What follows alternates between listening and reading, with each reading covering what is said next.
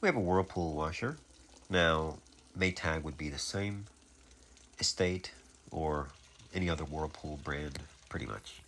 So, pay attention to some of the symptoms that you might be experiencing with your washer.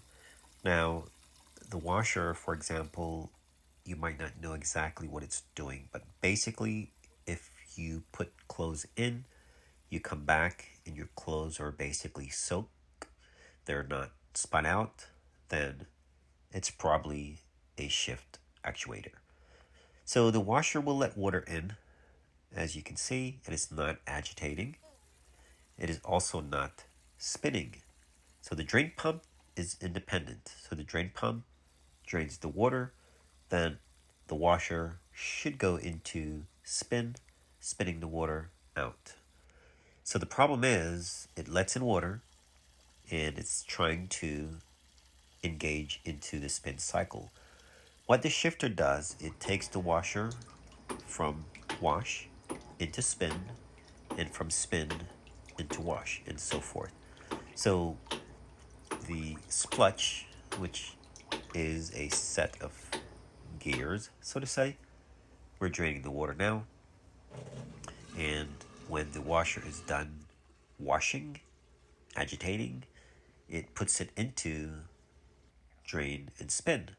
So the washer is able to drain the water and then spin the water out. That's the idea. So the shifter is a very important part. You can see how it's moving. It is not supposed to do that. The board sends a signal to the shifter when it's time for it to do its job.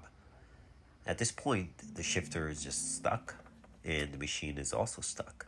So those are some of the signs or symptoms you will be experiencing with your washer, where it's either not spinning, not washing, and it's just basically just stuck. It's standing still. So also pay attention to your shift actuator. Check your model number because you want to make sure you get the correct shift actuator. On the back of those, some will have, I think, 2.8, and some will have, I think, 4 watt. So be mindful if you put the wrong one on, it will destroy the board. It will trip and damage the board. So pay attention to that when you put it on. When you install your new shift actuator, make sure that it is engaged in the splutch. The splutch has a little arm with a little loop or eyelet, whatever. Make sure you insert the shifter arm in it.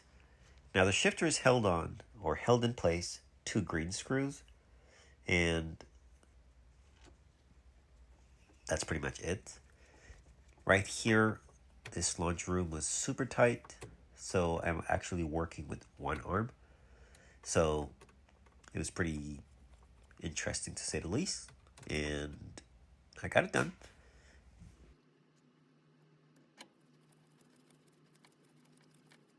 So it was a pretty straightforward job on this one. So make sure your belt and all those things are in good shape. Pay attention to all of those. All right, guys, we're letting water in, and also you can see the basket is now moving.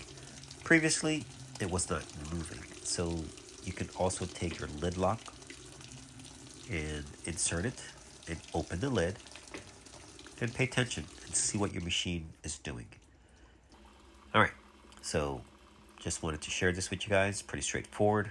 In fact, have a shifter on hand because they do break, they do wear out.